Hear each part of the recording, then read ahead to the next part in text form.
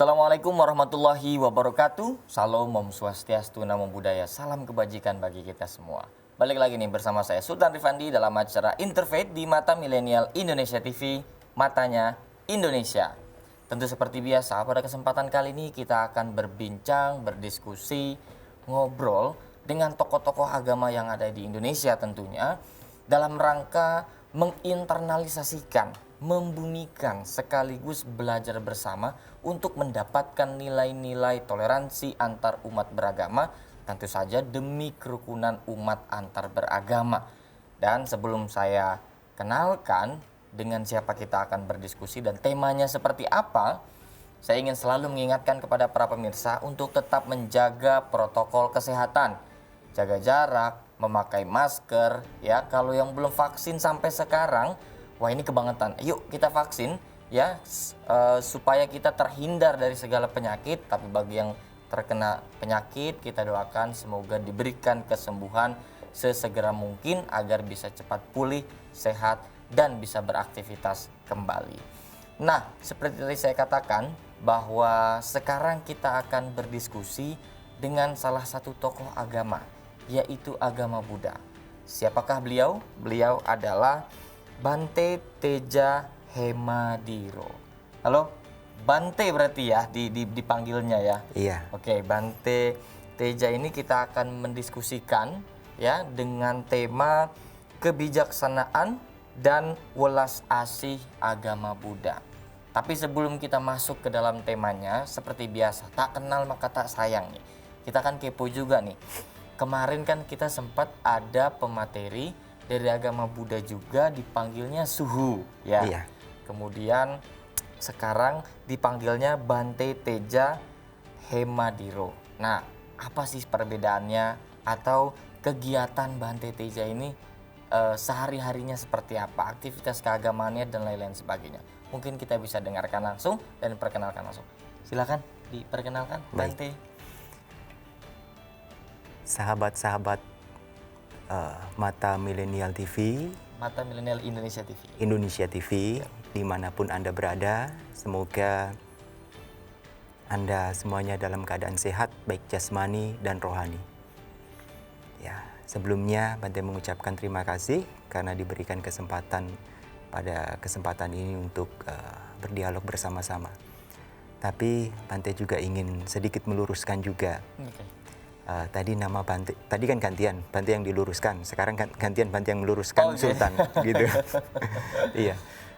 Nama Bante itu Bante Tejawaro.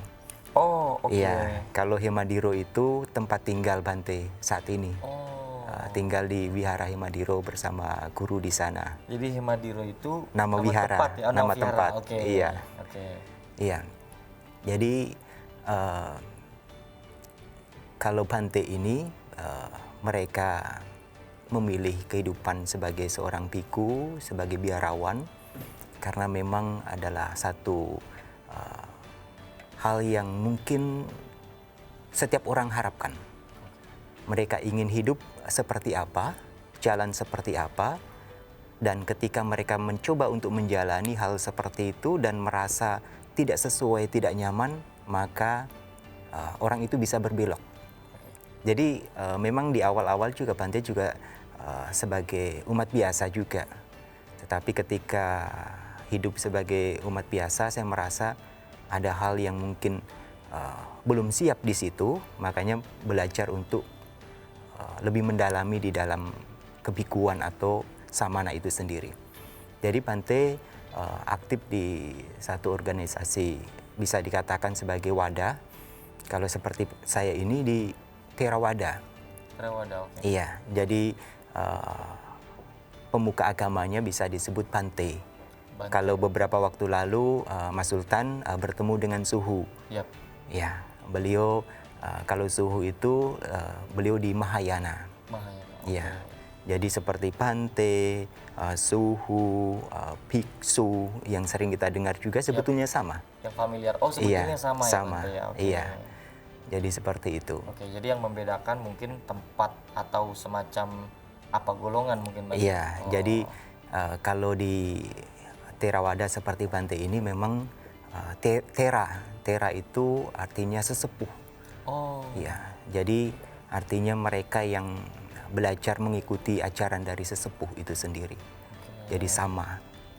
Oke. Jadi memang sebetulnya ya sama saja Sama, gitu ya, hanya iya. pemanggilannya saja yang Betul. berbeda. Tapi boleh nggak nih kita mengetahui dasarnya atau argumentasi kesadaran Bante untuk mewakafkan diri dalam kegiatan-kegiatan keagamaan? Artinya berarti kehidupan sepenuhnya Bante kan memang mengabdi dalam aktivitas keagamaan Bante. Iya. Kenapa Bante? Di awal-awal memang Bante tidak ada rasa ketertarikan untuk hidup sebagai seorang biarawan, samana, petapa, tidak ada. Karena sudah diwanti-wanti untuk menjadi seorang samana itu pacaran tidak boleh, Oke. ya, menikah juga tidak boleh. Itu rasanya berat. Itu di awal-awal. Jadi hanya ingin belajar saja untuk menjalani, untuk tahu apa yang diajarkan, apa yang dipraktekkan, apa yang bisa dijalani, dan mungkin apa yang bisa jadi bekal dalam hidup nanti. Oke. Waktu itu saya hanya ingin belajar kurang lebih 3 bulan. Nah, kira-kira 1 minggu, 2 minggu awal-awal itu rasanya berat. Karena yang biasa seperti Mas Sultan sehari makan berapa kali? 3 kali mungkin. Kelihatan dari fisiknya, ya kan? Makan bisa lebih. Iya. Kalau Bante kan sehari cuma sekali 2 kali. Jadi pagi sama Kelihatan siang. juga Bante. Iya, kurus gitu ya. Iya. Nah, jadi waktu itu belajar di Bandung tahun 2006. Minggu pertama, minggu kedua itu rasanya berat, ingin pulang.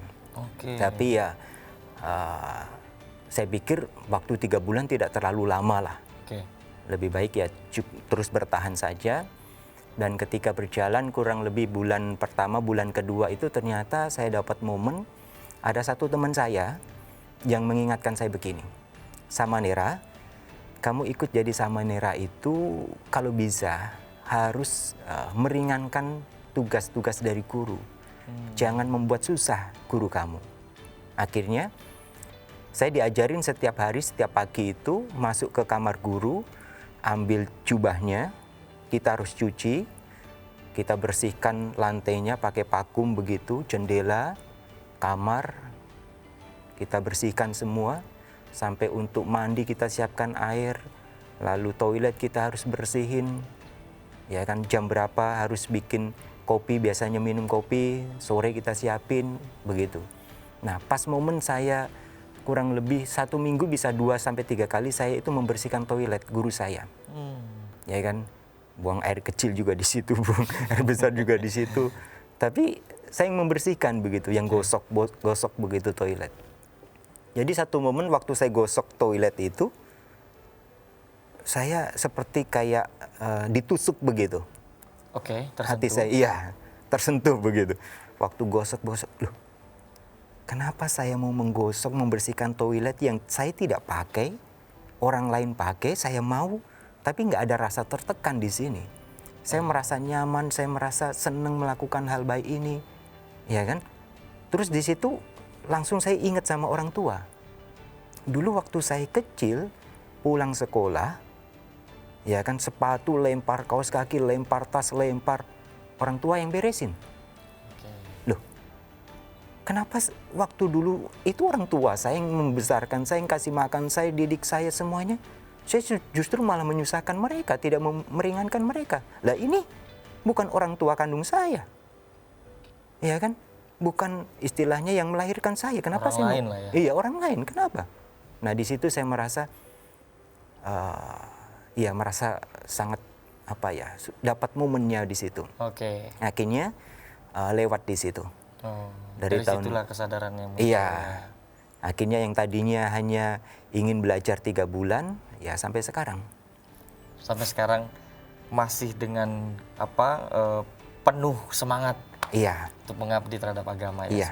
Ini luar biasa, dari kisah yang tadi Bante ceritakan, bahwa memang kadangkala turning point itu nggak bisa ditebak. Iya. Bahkan saat Bante sedang menggosok toilet itu kesadaran itu muncul ya Bante ya. Iya. Nah kita akan ngobrol banyak nih sama Bante yang tadi kisahnya sudah diceritakan kenapa akhirnya mau mewakafkan dalam kegiatan-kegiatan keagamaan, dan kita akan masuk dalam tema kebijaksanaan dan ulas asih. Seperti apa sih makna kebijaksanaan dalam kehidupan dari Bante dalam perspektif agama Buddha? Kita akan dengarkan dan kita akan tanyakan. Tetap saksikan, jangan kemana-mana, hanya di Mata Milenial Indonesia TV, matanya Indonesia.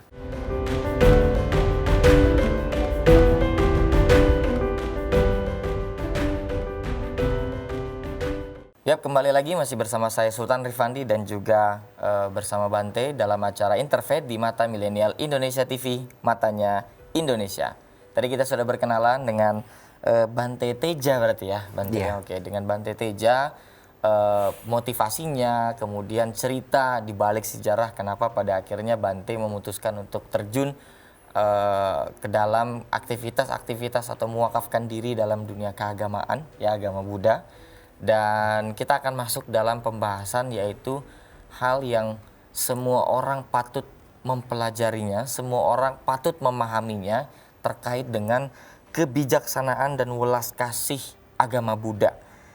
Warga negara yang berkarakter memang memang seharusnya bebas dari kecacatan moral gitu ya, sosial dan spiritual dalam tatanan masyarakat yang serasi antara sesama manusia dan makhluk hidup lainnya, dengan dilandasi toleransi, saling menghormati, saling menghargai, tanpa ada provokasi-provokasi gitu ya. Jadi kesetaraan dalam pengamalan ajaran agama, ya, bekerja sama dalam kehidupan bermasyarakat dan lain-lain sebagainya. Nah, tentu konsep seperti itu sangat cocok dengan tatanan sosial kita yang penuh dengan keragaman, penuh dengan perbedaan. Nah, di tengah perbedaan-perbedaan itulah dibutuhkanlah kebijaksanaan, Bante.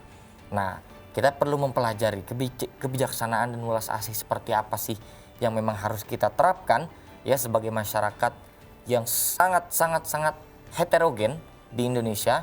Sukunya berbeda, agama berbeda, bahasa berbeda, banyak sekali perbedaan yang ada di Indonesia.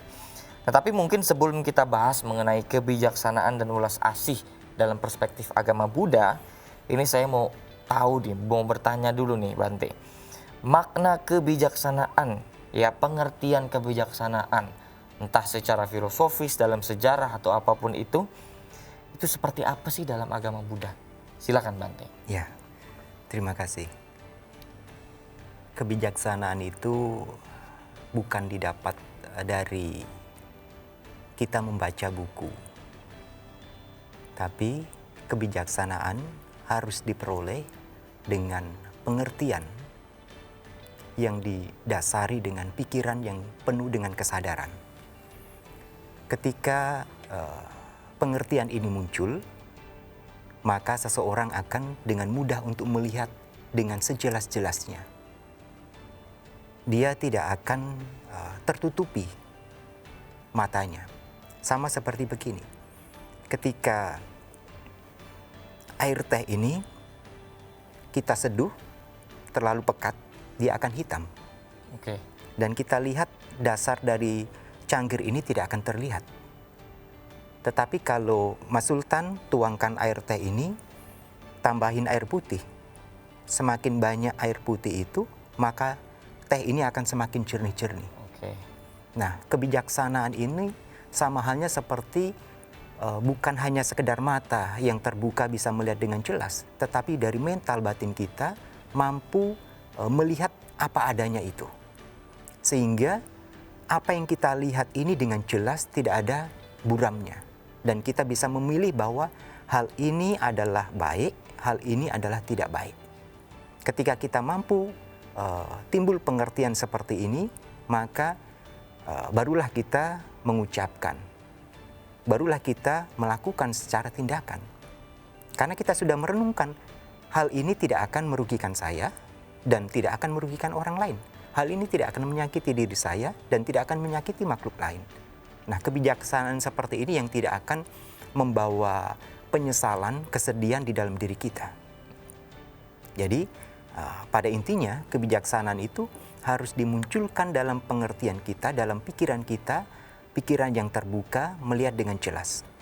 Artinya kemampuan diri untuk memilah mana yang benar, Iya. mana yang salah, mana yang baik, dan mana yang buruk.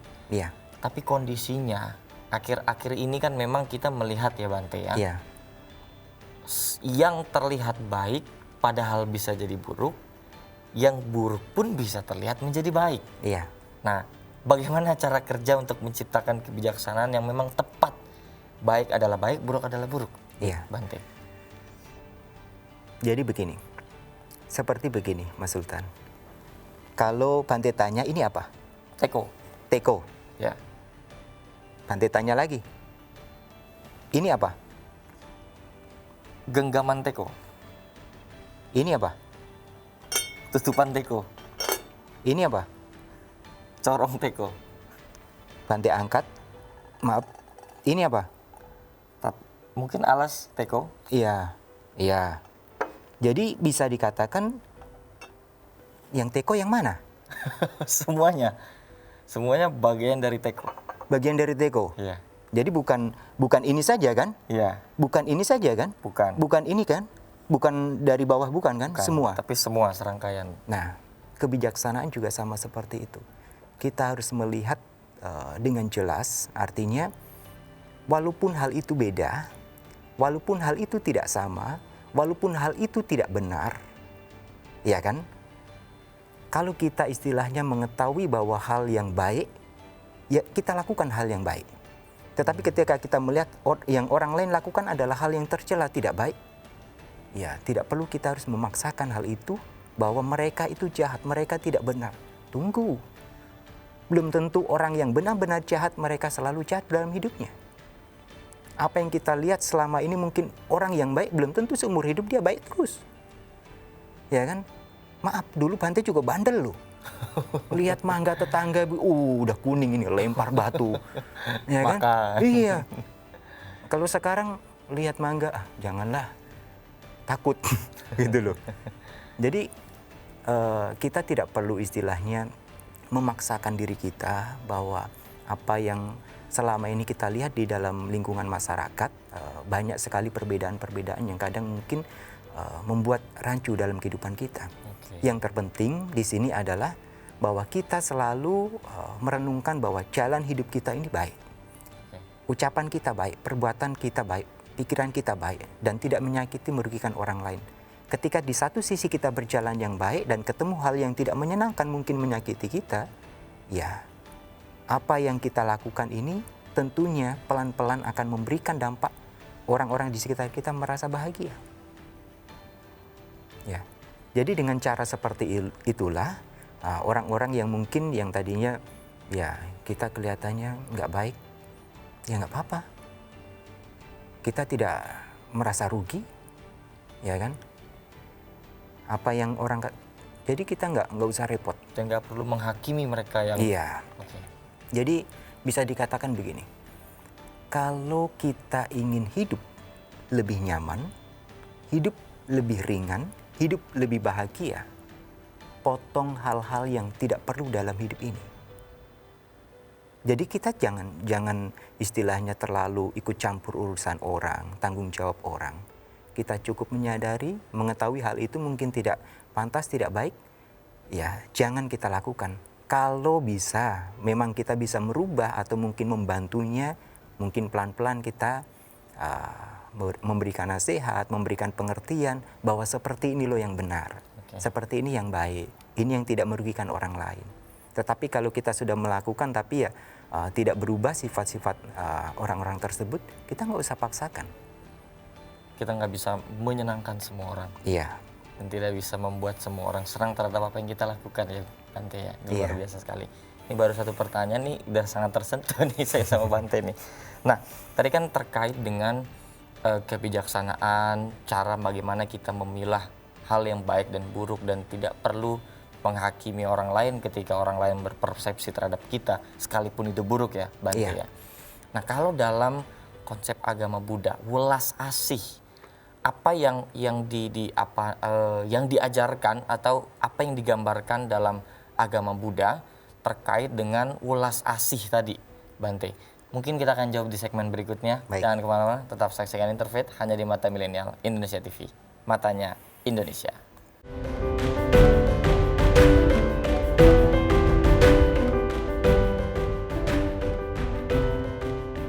Kembali lagi masih bersama saya Sultan Rifandi dalam acara Interfaith di Mata Milenial Indonesia TV. Matanya Indonesia. Tadi kita sudah membahas dengan Bante pengertian dasar. Apa sih yang dimaksud dengan kebijaksanaan? Nah sekarang kita tanyakan, welas asih dalam konsep agama Buddha itu seperti apa, Bante? Ya, kebijaksanaan dan welas asih atau cinta kasih. Cinta kasih ini dan welas asih hampir mirip ya. Oh, oke. Hampir mirip sama. Jadi kita harus memahami dengan sebaik-baiknya bahwa dua hal ini harus berjalan beriringan. Kalau misalnya kita menjadi orang yang baik hati, kita menjadi orang yang welas asih, kita menjadi orang yang peduli dengan penderitaan-penderitaan orang lain yang susah, tapi kita tidak bijak, kita tidak merenungkan, tidak melihat dengan jelas apa yang kita berikan ini benar-benar bermanfaat atau membantu mereka atau justru malah menjerumuskan mereka ke jalan yang tidak benar. Oke. Ini bisa dikatakan menjadi orang yang baik, maaf, tapi bodoh. Oh, Contoh sederhana, kita mau bantu orang, setelah bantu orang, tapi orang yang kita bantu itu justru menggunakan apa yang kita berikan ini dengan cara-cara yang tidak benar. Misalnya mungkin mabuk, oke. judi, atau mungkin hal-hal yang lain. Justru hal ini malah menjerumuskan mereka ke hal-hal yang tidak baik. Ya, jadi antara kebijaksanaan dan welas asih ini harus berjalan bersama. Tetapi kalau kita menjadi orang yang bijak, pintar, secara akademi, hebat, tapi tidak ada hati nurani kita, tidak ada cinta kasih, tidak ada kepedulian, tidak ada perhatian kepada setiap orang, maka sifat luhur manusia akan hilang. Sifat luhur manusia akan hilang. Ya, yang terjadi apa? Maaf, banyak loh. Sekarang barang-barang mungkin senjata, alat-alat yang digunakan untuk kekerasan, untuk menyakiti orang lain. Karena apa? Intelektual, kebijaksanaan atau akademi yang dicapai ini tidak dibarengi dengan sifat-sifat baik, moral-moral yang baik, nilai-nilai yang baik di dalam dirinya. Ya, orang rajin sembahyang baik, orang belajar baik. Tetapi ketika dua hal ini tidak sama-sama, Tidak beriringan. sangat berbahaya. Oh, oke. Oleh karena itu, sebaik-baiknya kita harus merenungkan di dalam diri kita bahwa welas asih ini sangat penting. Kita peduli ke orang lain, kita perhatian ke orang lain, kita menolong orang lain, tetapi juga kita melihat apa yang kita berikan untuk orang lain itu benar-benar bermanfaat dan melihat kemampuan kita juga. Kita tidak boleh memaksakan diri kita ingin tolong orang lain, tetapi keluarga, saudara, anggota di sekitar kita sendiri menderita. Atau mungkin diri kita sendiri menderita. Hal ini tentunya tidak bijak. Ya. Artinya memang intelektualitas juga mesti dibarengi dengan moralitas. Iya. Nah, bagaimana cara kita bisa mendapatkan kebijaksanaan dan welas asih tadi, Bante, dengan penjelasan Bante tadi, dan bagaimana caranya bisa menyeimbangkan sesuai proporsional mereka yang pintar, tapi juga mereka baik gitu loh, tidak bodoh seperti tadi yang katakan Iya. oleh Bante. Gimana Bante? Untuk mendapatkan kebijaksanaan ini, hal-hal yang perlu kita harus bekali di dalam diri kita. Yang pertama, kita harus menjaga yang namanya moral. Ya, kalau di dalam Buddhis ini dikenal Pancasila Buddhis, tidak membunuh, tidak mencuri, Pancasila Buddhis. iya, tidak melakukan asusila, tidak berbohong, tidak makan atau minum yang menyebabkan lemahnya kesadaran. Ini sebagai pondasi sila ini. Sila ini sebagai pondasi, bukan sebagai pengikat supaya kita tidak bisa melakukan apa-apa. Tidak. Karena kita merenungkan dengan pengertian bahwa ketika kita menjalankan sila, membentengi diri kita dengan moral yang baik, maka kita tidak akan membuat orang lain gelisah. Tidak akan membuat orang lain ketakutan. Orang lain merasa aman, makhluk lain merasa aman, bahkan diri kita. Ya kan? Karena sama-sama aman. Coba kalau kita istilahnya pikirannya jelek begitu kan, ini jangan-jangan nanti punya saya hilang ini. Ya kan? Stres sendiri malah Bante. Takut sendiri. Iya. Oh ini orang tato di mana-mana ini, waduh, deketin Bahaya saya, khawatir duluan. Iya kan? Jadi sila moral ini menjaga diri kita dan makhluk lain. Bisa dikatakan secara ringkas, moral ini seperti begini. Orang yang malu untuk berbuat jahat, Orang yang malu untuk berbuat jahat. ini yang memiliki moral. Orang yang takut akan akibat dari perbuatan jahat itu.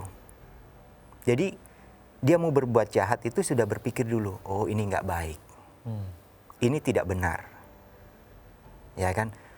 Saya sebagai orang yang ya cukup dipandang di masyarakat, saya melakukan hal ini tidak baik, ini tercela.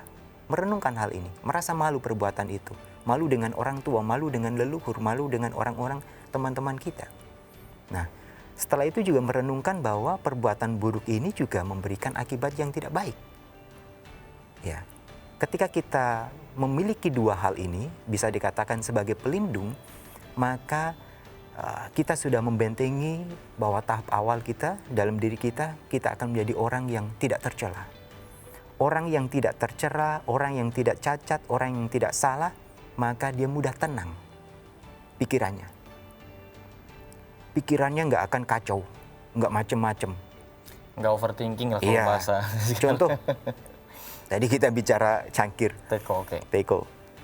Kita lempar teko ini, cangkir ini, gula pasir, Oke. lempar. Apa yang terjadi?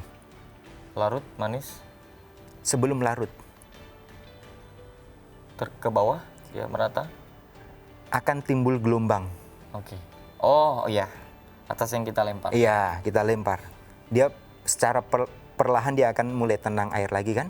Dia ini kan lagi tenang, kita lempar, dia akan bergelombang. Gelombang, Iya. Mungkin 1 menit, 2 menit baru dia mulai tenang lagi.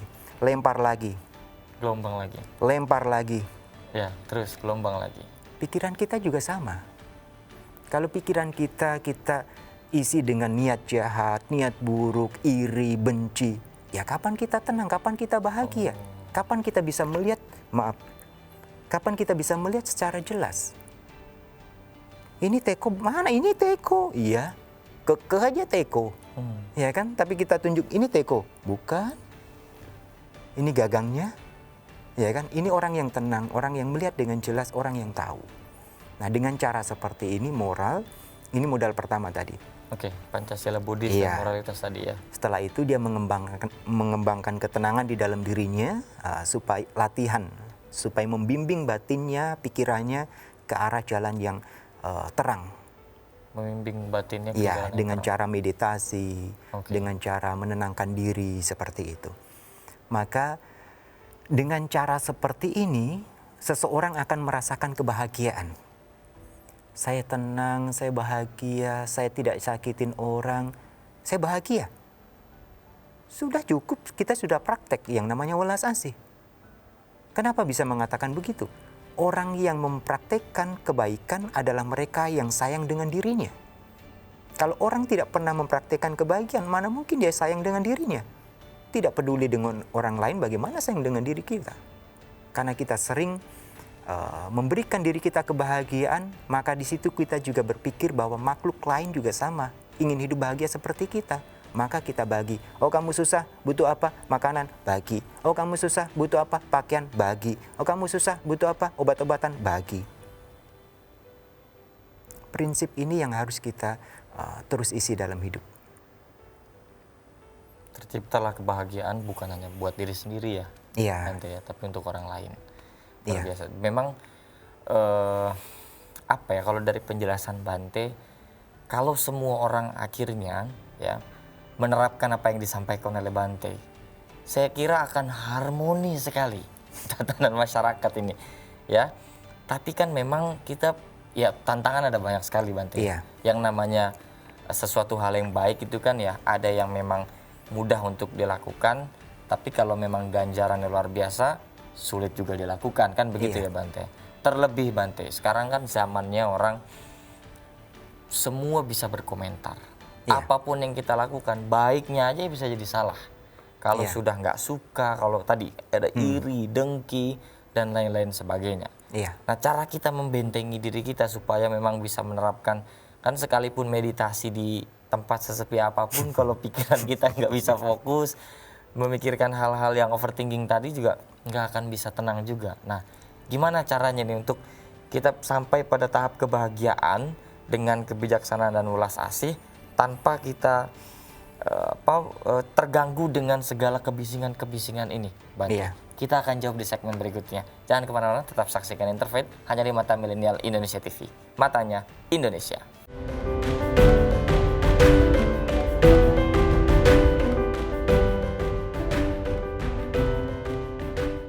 Balik lagi, masih bersama saya Sultan Rifandi dalam acara Interfaith di Mata Milenial Indonesia TV, Matanya Indonesia. Tadi kita sudah mendengarkan ya, tenang sekali ya, jelas sekali dan terang sekali apa yang disampaikan oleh Bante. Tetapi memang kita perlu juga mengajukan pertanyaan-pertanyaan. Ini anak zaman sekarang kan memang zamannya apa ya, kena sakit mental, overthinking, berpikiran yang berlebihan, macam-macam itu bahasa-bahasa anak jakselnya, Bante ya. Lalu kita ingin mencapai satu kebahagiaan gitu ya, dengan cara ya menghadirkan kebijaksanaan dan welas asih yang diajarkan juga di agama Buddha dan mungkin pasti diajarkan di agama-agama lainnya. Iya. Tapi tentu terkadang terhalang dengan segala macam problema-problema kehidupan yang tidak bisa dipungkiri sangat mengganggu. Iya. Gimana ini menyikapinya, Bante? Iya. Baik. Seperti begini. 1000 orang ya di depan kita melihat kita.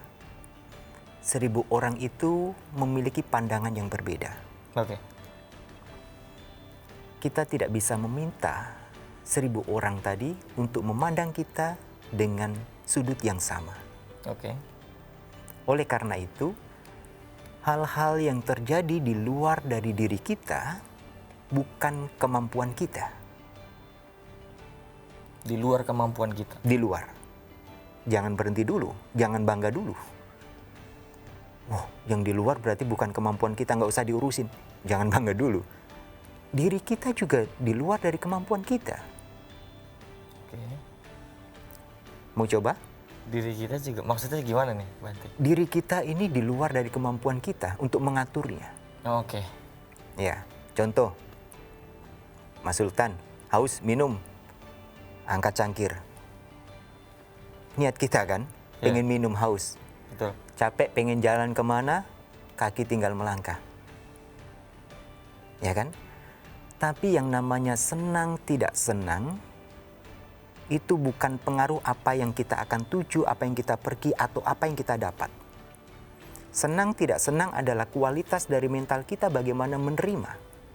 Kita bahagia tidak bahagia itu adalah kualitas batin kita untuk menerimanya. Walaupun kita mendapatkan semua yang kita inginkan, rasa puas di situ, rasa bangga, rasa cukup di situ tidak ada. Semua barang tidak ada nilainya. Oke. Kita tidak bisa melihat nilai semuanya di sini. Karena kita merasa belum puas, belum bahagia. Jadi, kita harus berusaha untuk mengatur diri kita terlebih dahulu. Memimpin diri kita terlebih dahulu. Sebelum kita meminta orang lain untuk memberikan komentar. Atau mungkin menjadi, kita menjadi pemimpin mereka. Jadi, hal yang pertama kita harus kontrol diri kita dulu. Pikiran kita sendiri. Oke, pikiran kita sendiri. Secara fisik kita tidak bisa mengontrol sepenuhnya. Semakin hari, bulan, tahun kita semakin tua. Hal ini nyata. Perasaan juga seperti itu. Hari ini senyum-senyum, nanti keluar pintu, tiba-tiba nangis. Siapa tahu? Ya. Nggak ada yang tahu. Nah, oleh karena itu, bisa dikatakan begini. Kita tanyakan di dalam diri kita. Bahagia yang kita harapkan seperti apa? Oke. Kalau orang yang tidak punya uang, mereka berpikir, kalau saya punya uang, saya bahagia. Ya kan?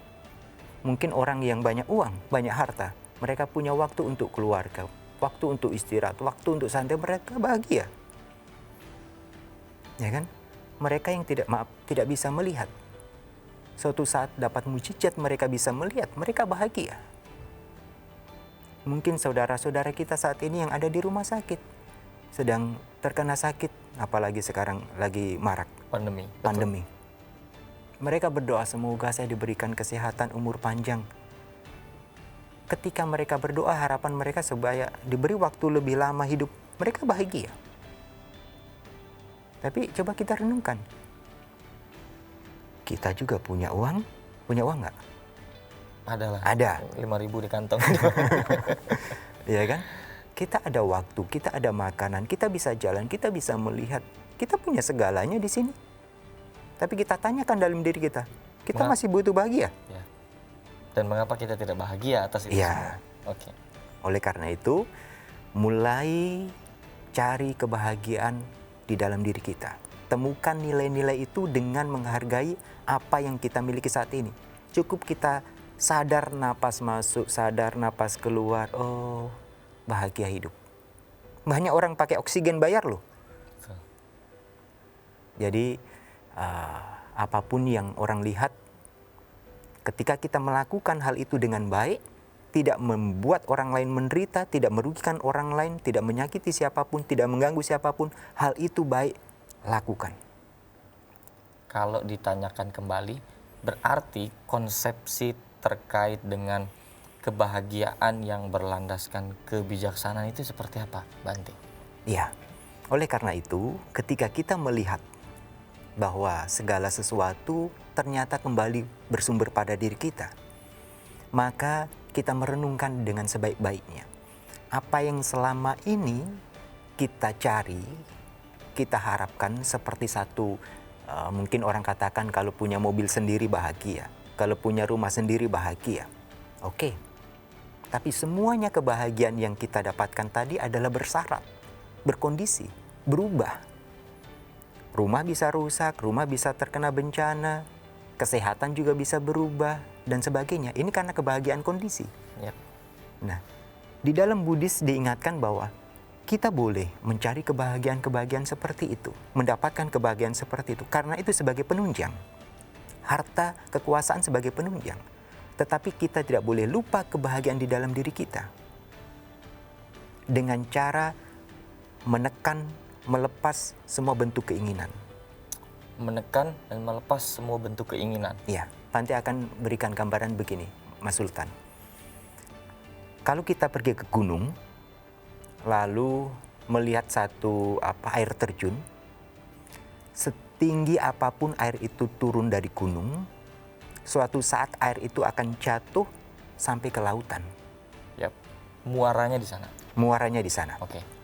Jadi, keinginan kita untuk jadi sukses, untuk jadi kaya, untuk jadi terkenal, untuk jadi apapun, itu tidak salah. Tetapi, yang membuat salah adalah kemelekatan kita, keterikatan kita. Oke.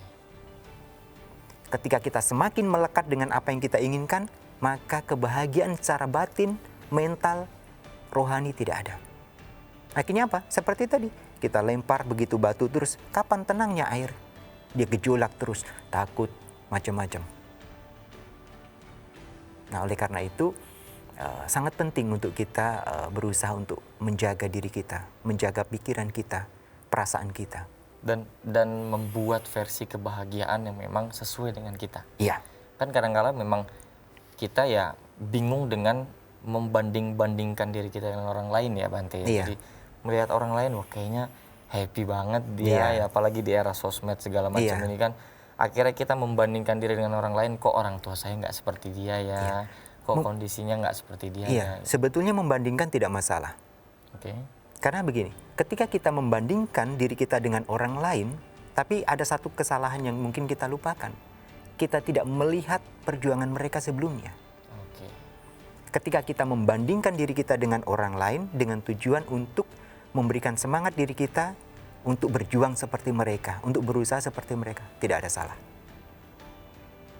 Jadi kita tidak akan ketinggalan. Sebagai motivasi berarti ya, bukan untuk justru mengkufurkan nikmat apa yang sudah kita lewati. Betul. Ya Bante ya.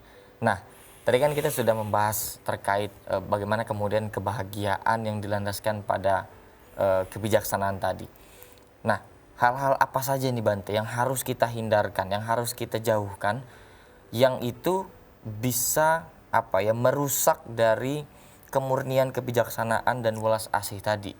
Jadi, adakah perbuatan-perbuatan yang harus kita hindari supaya kita memang lebih punya perilaku yang bijaksana? Kita akan jawab di segmen berikutnya. Jangan kemana-mana, tetap saksikan Interfaith hanya di Mata Milenial Indonesia TV, matanya Indonesia.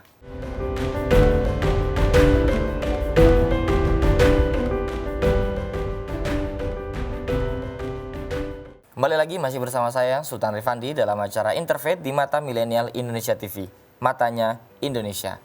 Ini dari tadi saking saya mendalami dan mendengarkan Bante menjawab, ini nggak kerasa udah di segmen terakhir ini kita Bante ya, di segmen kelima. Nah, tapi sebelum kita memberikan pesan nih kepada pemirsa ya, karena memang closingnya biasanya seperti itu Bante. Ini saya tadi menanyakan, lantas apa ya perbuatan yang harus kita hindarkan? Adakah sesuatu hal yang memang harus kita wanti-wanti jangan sampai kita melakukan itu supaya memang kebijaksanaan dan ulas asih itu bisa melekat dan teraplikasikan di kehidupan kita? Iya. Jadi satu tindakan yang tentunya akan mencemari hidup kita adalah ketika kita melakukan perbuatan yang tercela. Seperti Bante sebutkan tadi 5 poin, membunuh, mencuri, melakukan asusila, berbohong, dan minum minuman. Pancasila Buddhis berarti Iya. Bante ya, oke. Hal ini akan mendorong satu tindakan yang sangat tidak baik dalam diri kita. Akan mengurangi nilai-nilai luhur kita. Ketika seseorang membunuh, mencuri, ketenangan di dalam dirinya tidak akan ada. Kalau nilai-nilai luhur dalam agama Buddha itu seperti apa? Iya. Pak Bante. Jadi seperti ketika kita melakukan hal-hal baik, kita berderma, kita berbagi, kita memancarkan cinta kasih, kita peduli, kita mudah memaafkan, kita tidak sombong. Sifat-sifat ini adalah sifat-sifat luhur, nilai-nilai baik. Kita memancarkan meta, cinta kasih, kita karuna, kita turut bahagia dengan apa yang diperoleh oleh orang lain.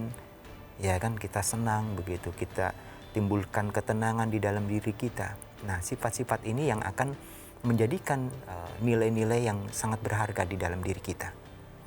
Ya, oleh karena itu kita berusaha untuk menjaga 5 hal ini tadi, aturan 5 hal ini, supaya tidak ada tindakan yang tercela.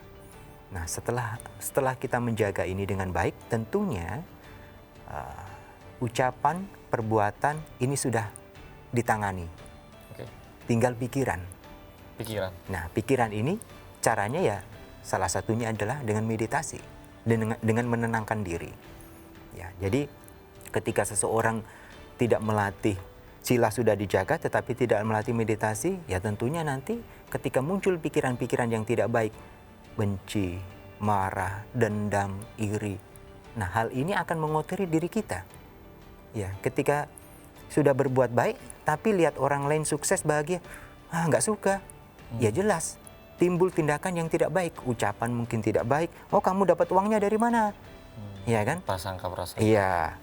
Jadi kalau badan jasmani sudah dijaga, moralnya sudah dilatih, sudah dijaga, pikiran juga harus dilatih supaya tidak muncul percikan-percikan api yang istilahnya merusak hidup kita.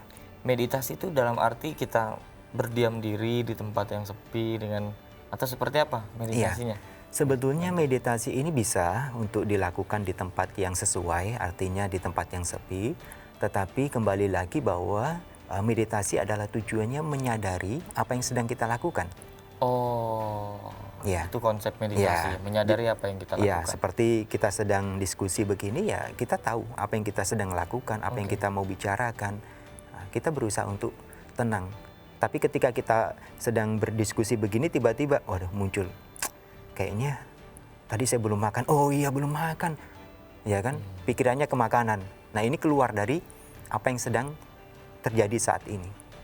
Jadi memikirkan masa lalu dan memikirkan masa depan ini adalah 2 hal yang harus kita tangani supaya kita sadar saat ini. Dan banyak orang yang tidak sadar sedang melakukan apa. Iya. Cara menghindarinya gimana sih kira-kira? Iya. Karena kan kita jujur aja mungkin kita ya melakukan sesuatu tapi ya pikiran kita tuh kemana-mana. Bante, gimana itu? Iya, sebetulnya tidak masalah hal itu ya, ketika pikiran kemana-mana, karena yang terpenting adalah dengan cepat kita harus sadari pikiran itu. Oh, Jangan sampai kita istilahnya terlalu lama melamun di situ, kebayang di situ. Akhirnya ya perasaan, kebawa perasaan. Kita bersedih, kita menangis, kita kecewa, kita khawatir. Hal-hal itu yang akan mengganggu dalam diri kita. oke. Nah, kalau konsep kebijaksanaan dan bentuk welas asih untuk memperkuat kerukunan antar umat beragamanya ini seperti apa kita bisa terjemahkan? Bante? Iya. Jadi bisa kita praktekkan di dalam lingkungan masyarakat, salah satunya ketika kegiatan-kegiatan keagamaan, baik itu di Muslim, Buddhis, Kristen, Hindu, Katolik dan sebagainya, ya kita harus bersama-sama di situ. Ya kan, bisa banyak sekali kegiatan-kegiatan yang sudah kita lihat ya di situ, antara dialog ataupun bersama dalam kerukunan itu. Nah, hal-hal ini tentunya akan memberikan satu aura yang baik, ya kan? Kita melihat bahwa oh ternyata di Buddhis seperti ini, di Muslim seperti ini, di Kristen seperti ini dan sebagainya. Kita akan tahu lebih banyak dan kita juga belajar lebih banyak. Banyak hal yang kita dengar, banyak hal yang kita tahu. Ya kan? Jadi hal ini yang akan memberikan satu pandangan bahwa ternyata hal yang baik bisa terlihat dimanapun juga. Ya. Dimanapun kita bisa melihat hal kebaikan itu, dimanapun kita bisa melihat cinta kasih welas asih itu. Sekalipun misalkan dalam air yang sangat keruh tetap bisa Iya. terlihat, Bante. Iya. Oleh karena itu, karena sifat-sifat baik itu tadi terus kita tanamkan di dalam diri kita, maka ya diri kita tidak akan tercemar. Ya, bahkan diibaratkan itu seperti cinta kasih kebijaksanaan itu seperti bunga teratai. Bunga teratai. Ya. Oke. Walaupun dia tumbuh di lumpur, di air yang keruh, ketika matahari yang cukup, maka dia akan naik perlahan dan mekar di situ. Kebanyakan teratai tumbuh di tempat yang kotor. Oke.